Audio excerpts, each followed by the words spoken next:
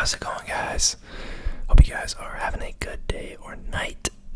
Today I have found an interesting news stock.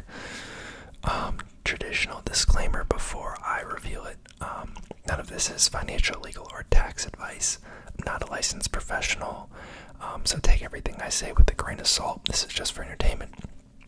Just my 2 cents, so, do your own research and consult a professional before investing, and by the time you see this, I probably will have bought some, so full disclosure. Now, this is a new REIT on the market as of last year. It is very, very small, micro cap. If I pull up the Seeking Alpha page here, the company is called Motive. MDV is the ticker. Their market cap is $116 million, and they have had a pretty rough time since they IPO'd last year. That I think is an anomaly due to low volume, but they IPO'd around like $22 a share, I believe, and have just trended slowly downward, along with a lot of the other REITs. This year, they've been fine. Market's up like 13 or something percent this year, so they are underperforming, but a lot of the REITs are. But I think this is an interesting play. Not a lot of coverage, obviously. I think there's a couple. This one guy seems to be following them a lot, but I'm gonna run through them. There's definitely a lot of risks, and I'll try to touch on all of them. This yield is wrong. The yield is above 9%. It's definitely kind of like a risky value play. Kind of depends on how you see the industrial market playing out. So, who are they? They are a REIT. Surprise, surprise, I know. I like REITs. But, as of right now, they own primarily industrial real estate. And now not industrial in the sense of that you've probably heard of it, like a Prologis or a Toronto Realty. I mean industrial, like manufacturing, like chemical plants, like they're building machinery, that type of manufacturing.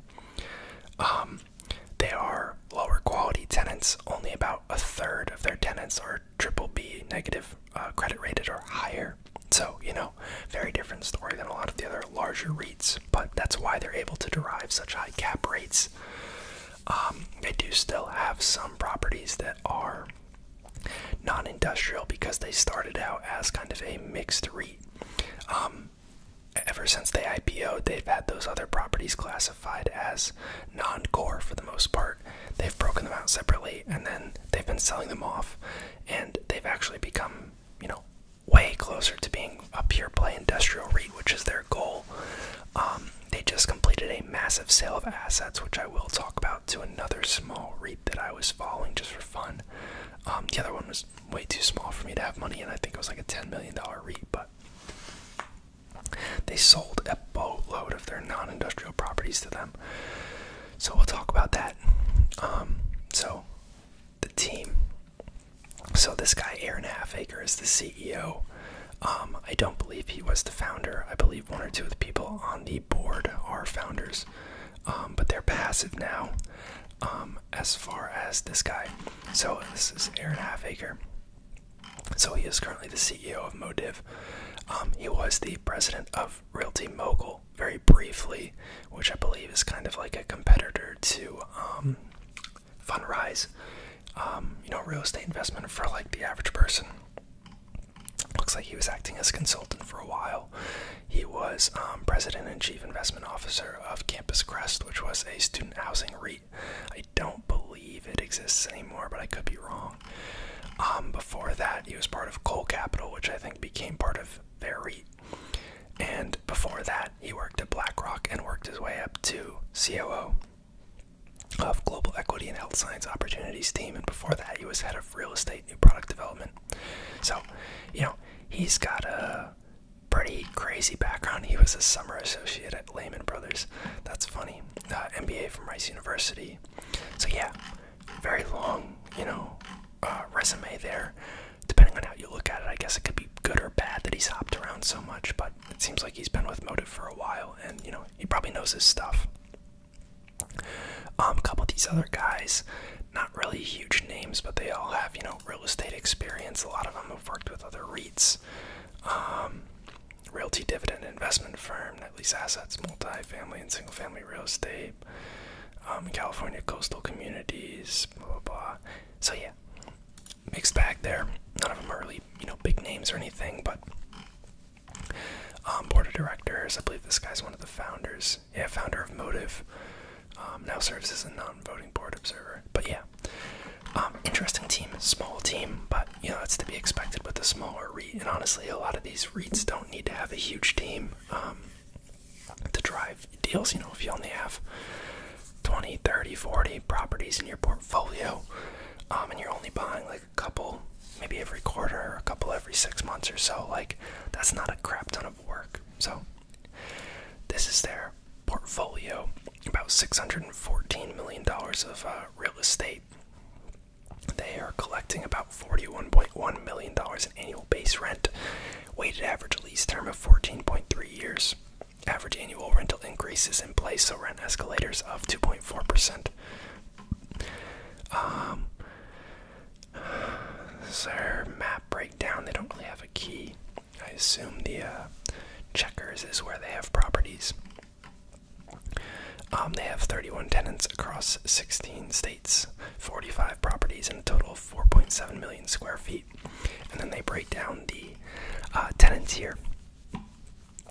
So it's almost all industrial except for these 5 assets at the bottom, which I'll talk about. They do have plans to dispose of some of those, but so here we have Six Axis, which they mentioned on their earnings call. I'd never heard of them. They are a company that makes like workplace safety equipment and other stuff. Vistec is like an automotive manufacturer for like sound dampening and harnesses and some other stuff.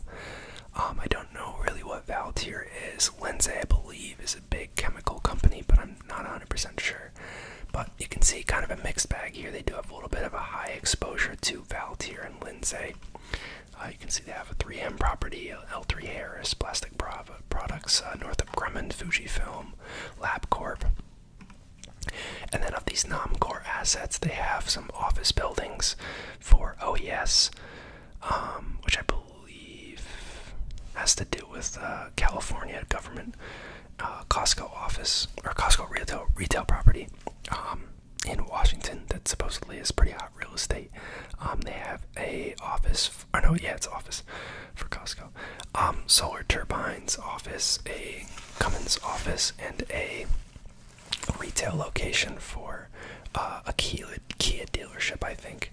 So I believe they're currently marketing one of the California properties. I can't remember, but they're currently marketing the Nashville, Tennessee property, and they have plans to list these California ones, I believe, but they had to like split parcels of land or something. I think they said they were going to keep the Kia one for now because they think it's in a really prime real estate location. I don't remember if they mentioned the Solar Turbines, but they might be, or the Costco, but I think they were mentioning that Costco might want to buy that back. But yeah, most of their properties are industrial, very long lease terms, pretty high cap rates. So they literally just announced the second quarter results. So yeah, on August 10th, they sold 13 non-industrial assets to Generation Income Properties, ticker GIPR, for $42 million, and they purchased 2 more industrial manufacturing properties in July. Now, that sale to GIPR is interesting. One has a pretty high cap rate of 7.55%, but it's also interesting the way that management decided to structure the deal. So it's $30 million in cash, and then $12 million of that is in GIPR preferred stock, which pays a pretty high dividend, but GIPR has the optionality to convert them to common shares. And they said if GIPR actually ends up converting them to common shares, which I think they might, to clear the preferreds, that they would actually distribute that stock to shareholders, which would be interesting, because you'd get a stock dividend of another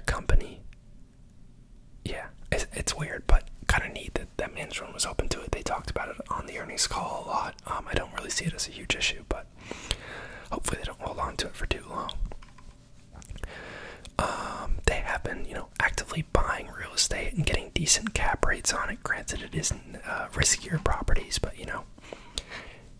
it is what it is. There's a trade-off there.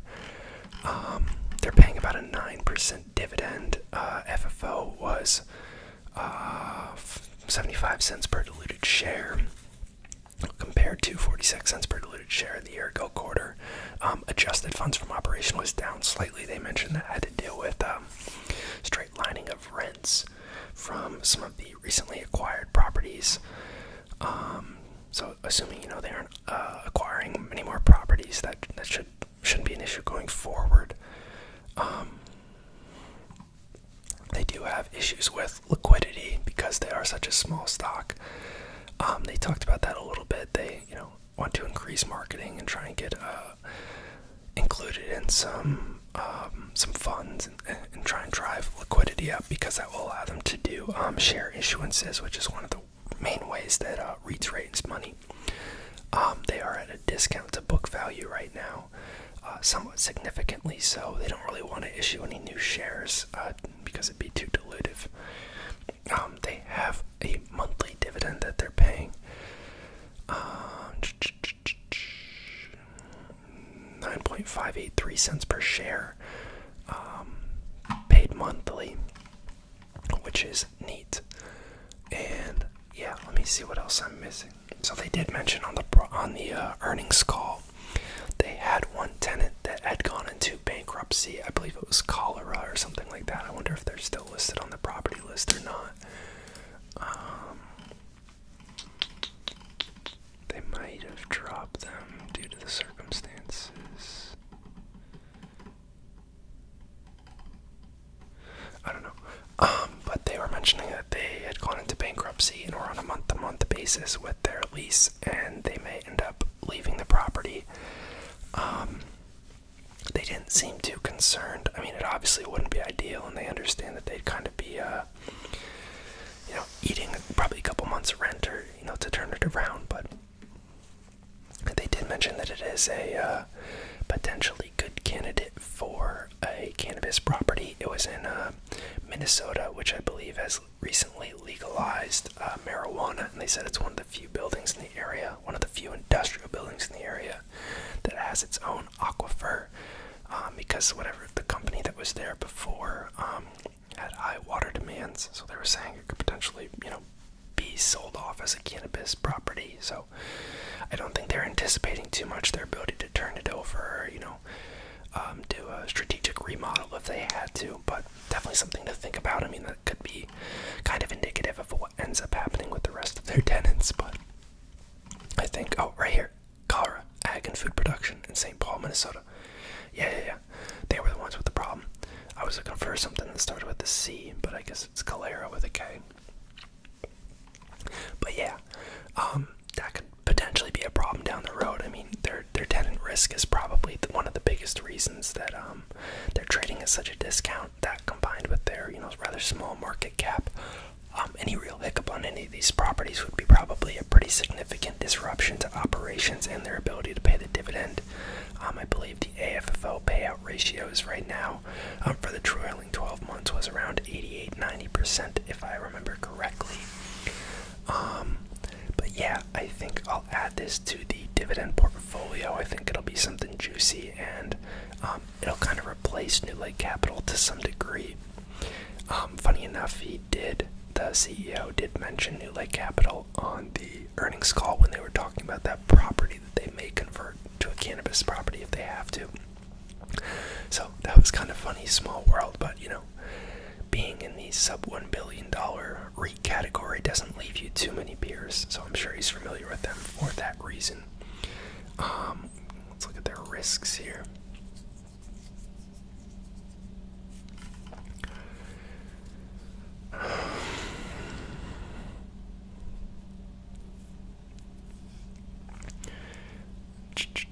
A REIT is a corporation, blah blah blah. I'm not sure what this non-traded REIT is. It is traded. Non-traded REIT. Let me look it up real quick. I'm gonna pause this. So I just looked it up and I'm kind of confused on what they mean by a non-traded REIT here. I mean, like, I understand what a non-traded REIT is, but I don't think that they would fall in that category. So I'm kind of confused. They trade on the New York Stock Exchange, I believe. So I would assume that makes them a traded REIT, publicly traded REIT, but I'm gonna ignore that for now. Maybe I'll look into it more afterwards. We have a limited prior operating history. Yep, pretty new company. Not a great time to start a company. High cost of capital right now. The COVID is causing disruptions in the financial markets. We are considered a blind pool because to date we have acquired only 45 properties and sold 5 of these properties during 2020. Blah blah blah. And one tenant in which we have an approximate one parcel land terms. Okay. You will not be able to evaluate the economic merits of our future investments prior to their purchase. They're talking about their pipeline there. The offering price of shares of our Class C common stock may not accurately represent the value of our assets at any given time. I guess that that line about it not being traded could have been about the preferred shares. I don't know. We may fail to continually qualify as a REIT, blah blah blah. Liquidity issues.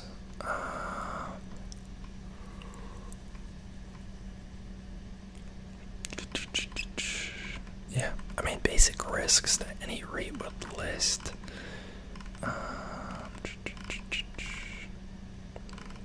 Yeah, and then they're just explaining them here. Yeah, I don't know. I think it's okay. It's definitely risky. Don't get me wrong, but it's not like I'm putting a crap ton of money in this, and I think it would be interesting to follow. Not seeing this stock mentioned anywhere else really, so definitely something new. Let me know what you guys think. Do your own research. Please don't buy this just because I made a video on it. This could go to zero tomorrow. I have no idea, but thank you guys for watching, and I'll see y'all next time.